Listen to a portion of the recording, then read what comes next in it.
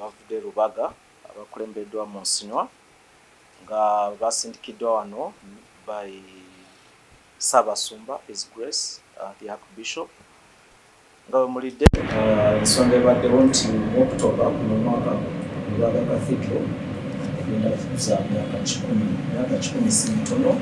It's very historic. It's not symbolic.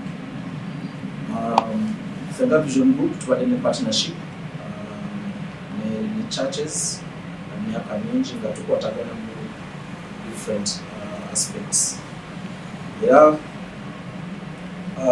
Bishop atuweereza omubaka wano nga tusabye Fenga Vision Group okukolagana ne organizing committee Lubaga Cathedral 100 nga bategeeza nti Fenga Vision Group byonna byatugambye tugenda bitukkiriza nga tugenda kwatagana